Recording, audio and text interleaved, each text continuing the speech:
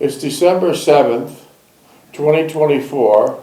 Welcome, and I'm speaking with Mr. John J. Jeckovich, and we're reading his book, Their Mother's Sons, and we're about, 312 podcasts, and we're going to be working on chapter 21, putting this one away, about 4 more pages of it, and it's called Back Upstairs in Christmas.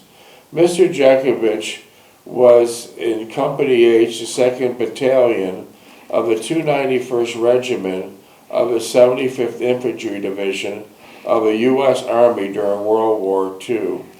Mr. Jeckovich's motto is, yesterday is history, tomorrow is a mystery, and today is a gift. What's your dog tag number? 42961. Okay. That opens up the laptop to get us into the book. John J. Jeckovich. What does the J stand for? John J. Jeckovich. What does the J stand for? Jeckovich. John Joseph Jacob Jeckovich. Okay, John Joseph Jacob Jeckovich. Yeah. J. Yeah. Wow, that's interesting. You learn something new every day. Who's the John named after? Who? Where does your family get the John from? Did you have a relative named John? Oh, Uncle Johnny. Okay, Uncle Johnny. How about the Joseph? Who was the Joseph? Uncle Joseph was Joseph Sapkowski. Okay. Joseph Sapkowski. Who was the Jacob? Jacob was Jakowski. Okay. And Jeckovich actually isn't the name that you were born with. Your brother changed it later, correct? Yeah, it was Y-E-R-K. Y-E-R-K-O-V-I-C-H? Yeah. And your brother Steve changed it? Yeah. And why did he change it? Well, he was going to school, and they were rattling about being a jerk and all that nothing. So, in the Russian, it's acceptable, Yurkovich is acceptable, but you bring it into the United States, It's not. then they sound like Jekko, they Yeah. sound like Jerko, Yeah. correct? They had all kinds of slangs on it. Yeah, so all kinds of slangs when they came to the United States. An interesting fact, it's a little bit more detailed to change a name today in 2024, but if you wanted to change your name back 90 years ago, you simply said, this is what I'm going to call myself. Yeah. That's it. Yeah. Real simple. So this book is very interesting. It takes the life of people in the 30s, 40s, 50s, and 60s. It's a good slice of life, and it actually shows how simple life was then compared to now. Now it's extremely complicated just to survive. Most young people can't even afford a house. Well, Most young people can, with 3 or 4 jobs, they still can't afford a house. if they can get 3 or 4 jobs. Yeah, if they could get 3 or 4 jobs. When you were in World War II, did you see the symbol of the swastika in many places? Well, at that time, most of them were turned down. The Army turned them down. The Germans turned, Russians turned and disclosed them. Yeah, they were all torn down. Whenever you see the symbol of the swastika today, written with spray paint on the side of a building or a passing cargo train, you think of Adolf Hitler, right? Yeah. Okay. But the interesting symbol, as we talked about in your book privately many months ago, the symbol of the swastika, believe it or not, wasn't invented by Adolf Hitler. No. No. For thousands of years before the rise of the Nazi Party, the swastika was a symbol of good and of the sun.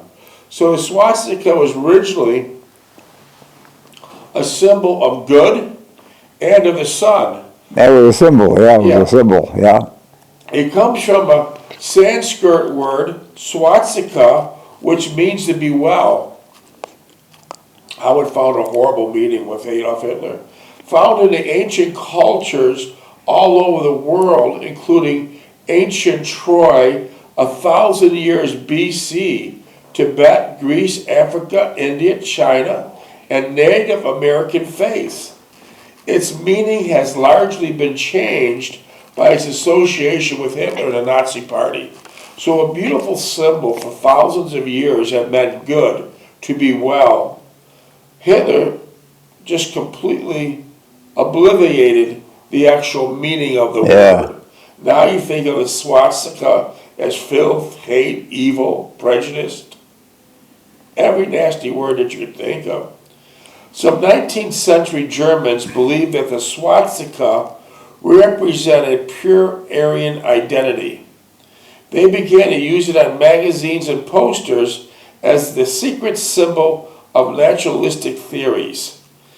Hitler thought the symbol looked good, dramatic, on the flag of the Nazi Party.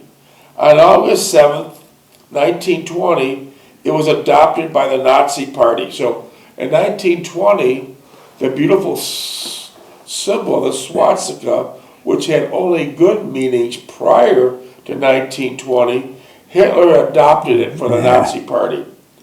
Buddhists and Hindus continue to use the shape of the swastika in their art and building decoration to mean infinity and life. Wow, how things got turned around. Yeah. How things got turned around. You're looking well today. Oh, yeah. Brand new clothes, new shoes. Oh, brand new clothes again. Did Mr. Jeckovich receive any gifts today? Is any staff? Yeah, I got another sweater. Is any staff working in this? Everybody's gone. Everyone's gone. Okay. Well, I guess we're going to run this show ourselves. It's amazing. You watch some of these TV shows and they have 14 producers and a staff of 100. We're running this with a half of a man. Yeah. We're running, what studio is this? This is Studio 6-7, and we're running it by ourselves. So we have no staff, so I'm just going to read the damn book. Back upstairs in Christmas. They probably went out to lunch or something. Who the hell knows? Back upstairs in Christmas. It was then she'd be admonished me to be nice to Steve and Millie. Okay. Your mother wanted you to be nice to Steve and Millie. But what again? Your mother wanted you to be nice to Steve and Millie when they visited. Yeah. After a bit, Steve turned to me and stated that he thought Delphine was a very nice person and seemed very pleasant. He then asked if she was going to college. Yeah. You gotta get the swipe it, by the way. So, your first conversation with your brother was, Delphine seemed like a very nice person, and she seemed very pleasant. He then asked if she's going to college. Yeah. That set the parameters right off the bat. Yeah. Yeah. And then when I told him that she worked at a department store, you want to know if she was in management. Yeah. It always got the subtitles and everything. This is amazing. He actually said this? Huh? He actually said this to you? Oh, yeah. As I tried to restrain myself. Maybe it was worse. Well, let's get to this. As I tried to restrain myself, I answered him by saying that she was a salesperson. Salesperson, yeah. Suddenly, he and Billy had strained look on their faces and immediately changed the subject. Yeah. They had strained look on their faces when they found out she was a salesperson, right? Oh, what a meager job she had. Oh, so they looked at each other and kind of walked away. Yeah. This is your wedding. Holy shit. Getting closer to it. Billy suddenly knew someone's Delphine's age who was holding mid-management position in a large department store in Pittsburgh. This particular person had completed college and was extremely bright and versatile.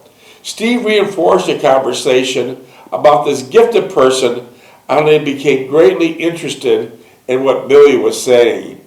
So Millie said she knew someone in Pittsburgh that was in management that graduated from college. Oh, yeah. She didn't know anybody off the street, huh? Yeah. Shit.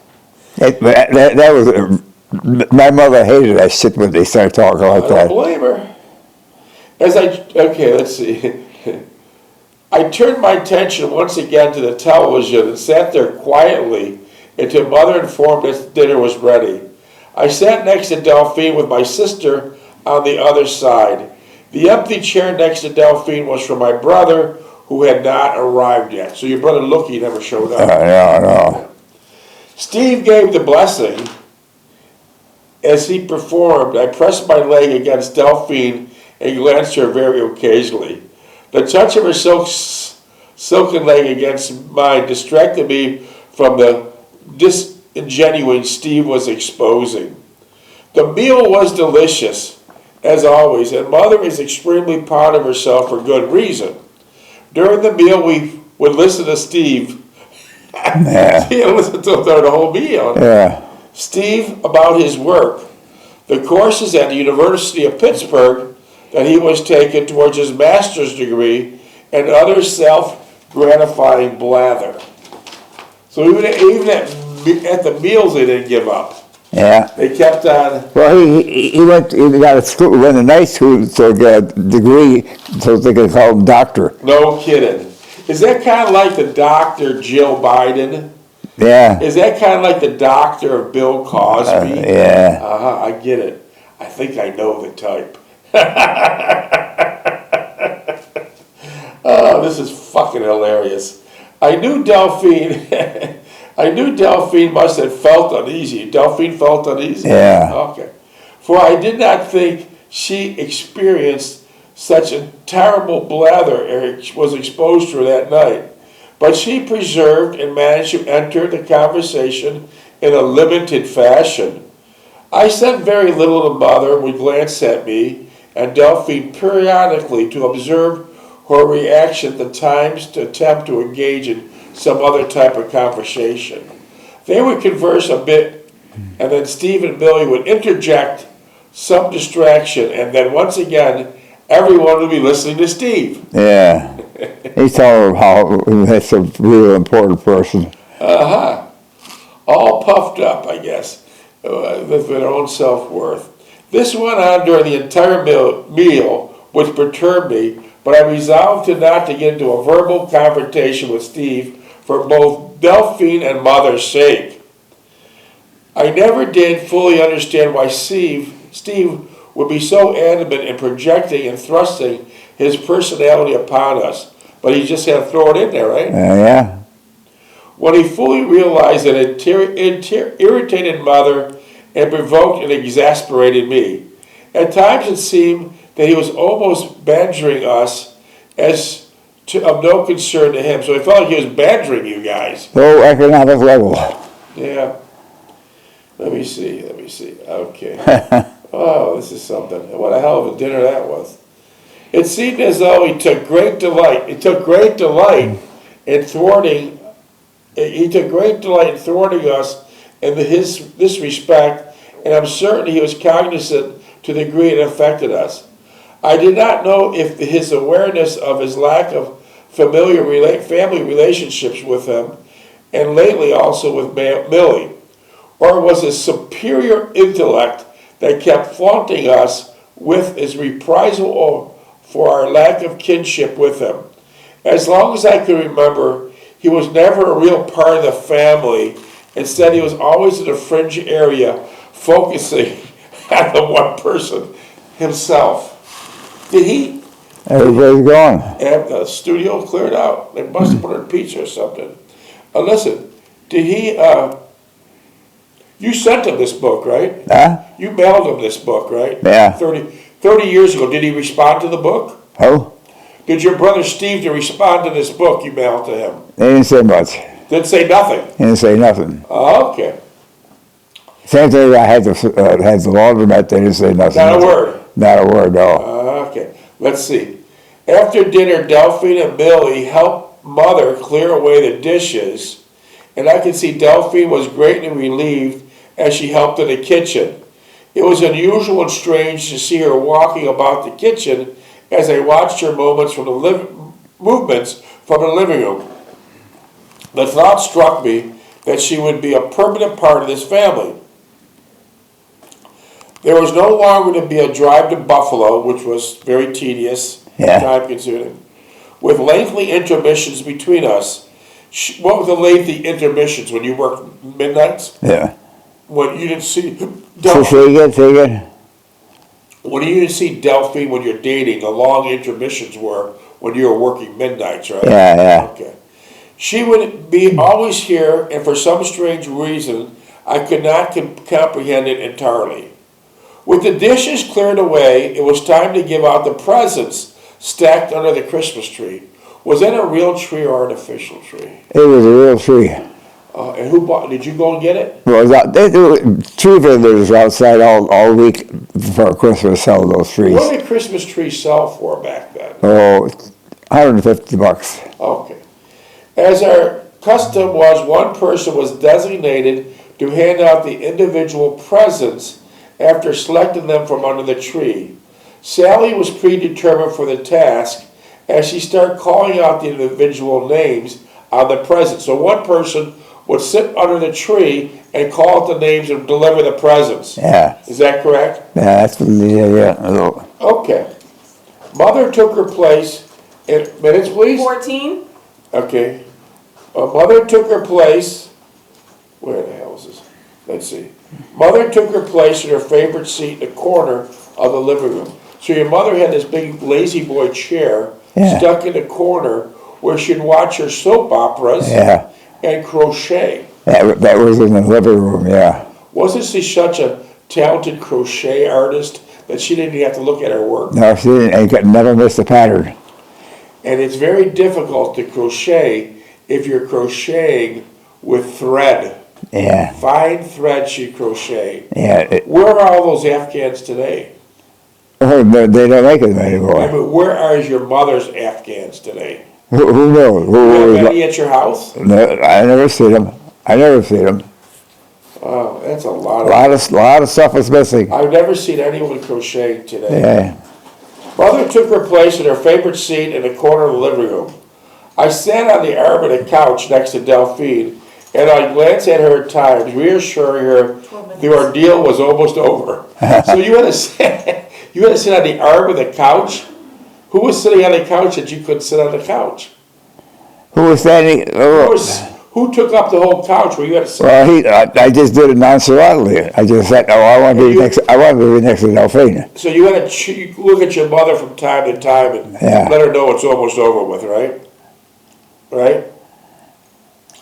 I believe this was the only time and the first occasion that the presents were given out after we had eaten. The custom was established in the following year that it would be from then on the presents would be opened first. One item that changed the following year was the formal sit-down dinner was discarded. Instead of a buffet-style meal was served, which was more appropriate.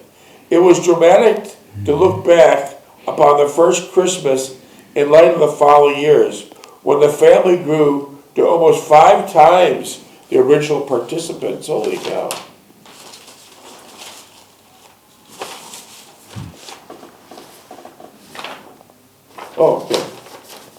Okay, we're getting on to chapter 21. I want to knock this thing out. We only have 2 pages left.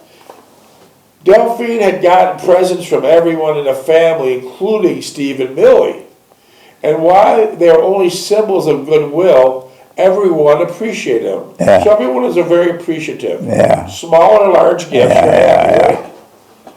It was a symbolic in the instance of Delphine of her passing from her mere acquaintance full-fledged family member to a full-fledged family member. In return, the presents Delphine exchanged with my family completed the circle of family unity and representation. After that, we all went for the Christmas ritual, was midnight mass at our local church. What's your local church? Holy Rosary. Okay, beautiful church, beautiful church. There was a little time before mass started, and while Mother got dressed for church, the rest of us sat around the living room discussing and examining our various presents. Oh, now Lookie missed the dinner and the presents, and he finally came in. Yeah. He missed the whole thing. Yeah. Lookie came in and just before the last presents were given out, and Sally had set his aside. So your brother Lookie missed the dinner, he missed the socializing. Intentionally. He missed everything. Yeah. He did it intentionally? Huh? Intentionally. Oh, Why would he have yeah. done that, I thought? Well, that's where he is. Okay. Was he like that to the end of his life? Yeah. Was he like that to the end of his Oh, life? yeah. Yeah. Wow, he came in after. No, in fact, after that week, a month later, the family started drifting away. They started going their separate way. Yeah. Their likes and dislikes were different. Yeah. Looky came in just before the last presents were given out and Sally had set aside. Needless to say, he did not have any presents to give out, so he never gave any presents. No. And his mother and Sally purchased the presents to everyone from Looky. So your mother had to buy presents and put Looky's name on them. Yeah. Wow. It did not faze him one bit that he did not reimburse Mother. Yeah. So he never reimbursed her. Yeah. I informed Mother that I would be taking Delphine back to Buffalo right after church, and it would be late after the long midnight mass. She agreed, but wanted to drive to church with Delphine and me, saying that she would get a ride back with Steve and Billy. Also, it was pouring rain outside. Also what? Pouring rain outside. Oh no. And cold as hell. Yeah. We all sat in the front seat with Delphine between Mother and me as we drove to church. Mother was telling Delphine how pleased she was when she had come for Christmas and how much she looked forward to her moving upstairs. Well, that's good. Delphine was more relaxed with my mother than I was with her parents. So Delphine got along with your mother better than you got along with Delphine's parents. I never really got close to them, meaning Delphine's parents, even though I made several vain attempts. Delphine never criticized or was judgmental regarding my inaction, and it never affected her behavior towards my mother. After church, Delphine kissed Mother on the cheek and said goodbye. Minutes? 8. Telling her how much she enjoyed herself today and was looking forward to seeing her again when we'd be back to help with the work upstairs. Mother was pleased with everything, how everything went tonight, and she even thanked me for being on my best behavior with Steve. So your mother thanked you for not saying anything to Steve and Billy. Yeah. So everything was nice. I shrugged it off, saying that I was getting used to Steve's condescending ways. So Steve was very condescending. Yeah. As we drove off, Delphine moved closer to me, and I put my hand on her knee. Merry Christmas, I sang out, much relieved that the evening had come to the close and we're finally alone. She took my hand and held it tightly. Merry Christmas, she murmured. Thank you for taking me into your family. It's the best Christmas present I've ever received. So Delphine really enjoyed it. Yeah. For the first Christmas. Well, she's older. Big deal in that. Her family was the older sister. She was working in Washington. Okay. And they all thought she worked for the president. Okay. So Delphine wasn't the favorite in the No. Just then she remembered that she had left all her Christmas gifts that she received tonight at my house. The following week, New Year's Eve, we did something we rarely ever did. We went out with another couple. So before you're married on New Year's Eve, you went out with Rosalie and Eddie. This was a mistake. Okay, let me get to it. To the Colonial Inn for New Year's Eve. The Colonial Inn was a place we had gone to several times when we first met. Why was that a mistake? Well, it was more of a routine now. But you didn't want to go with Rosalie and Eddie? No, I just wanted to help it in that, yeah. Okay. While it was not a memorable establishment like the Red Inn, it had nostalgic memories for us. We would go there to talk, to dance, and get further acquainted in the early stages of our courtship. It took almost romantic proportions, but as we progressed through our relationship, it took on a lesser degree of romantic inclination, and we began to favor the picnics, the beach, and the strolling around Delaware Park. As it turned out, that particular New Year's Eve was almost a total disaster in our eyes. Wow. For one, we did not feel comfortable with another couple tagging along with us, even though it was Delphine's friend. Also, Eddie and I were not compatible or harmony with each other, and therefore we did not have much in common. He was into cars, so Eddie was into cars. right? And what? Eddie was into cars. Yeah. Eddie talked about cars a lot. Yeah. Eddie was into cars and their performance. While interesting to a point, I found myself becoming bored and trifle frustrated with his conversation. Delphine and Rosalie got along very well, but I could see that Delphine was anxious about how Eddie and I were getting along. As the evening progressed, our relationship steadily deteriorated. It got worse, right? Yeah. And then only relief from Eddie was when Delphine and I went out to dance. I would inform Delphine that we had to find a way out of this predicament. So that's the end of chapter 21, and we got that one in the books.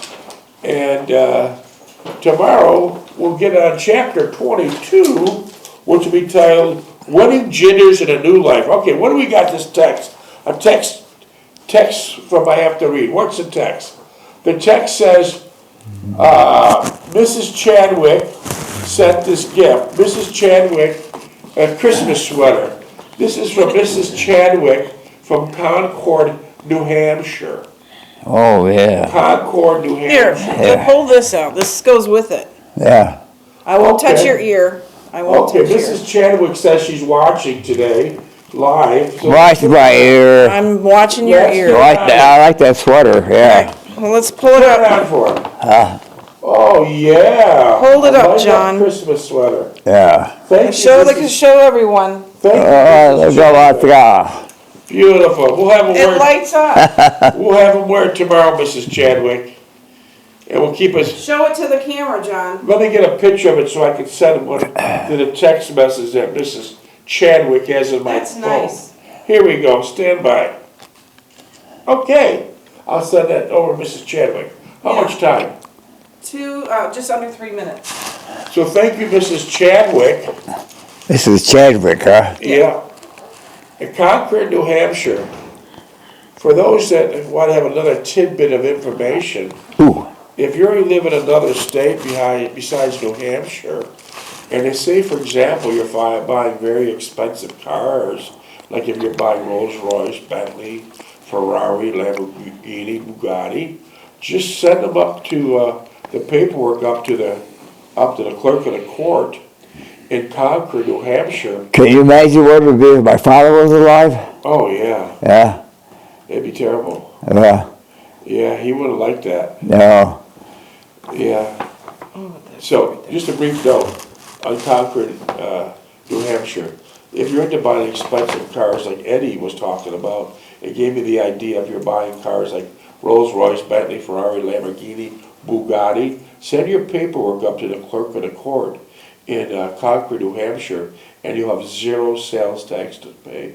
There's no sales tax in New Hampshire. Just a tidbit of information will save you a lot of money. One of those states then, isn't If you're buying 6-figure, 7-figure cars, 7% here in Florida, you'd save yourself a fortune. But not to get off the subject, so you're looking well today, and you have a lot of text messages, but there's no time on, studio time is running out in what, a minute? About a minute and a half. What's that? So tell us, if your father was alive, how that would have went.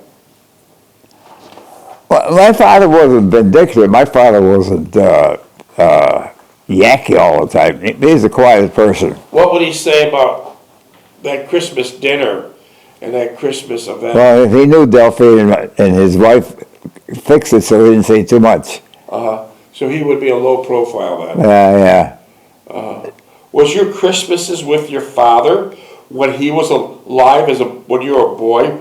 Were they similar to what we just read? No, they're different. Like, well, tell us. Well, Steve and my father ate first, and we ate second. Wait, let me try to understand this.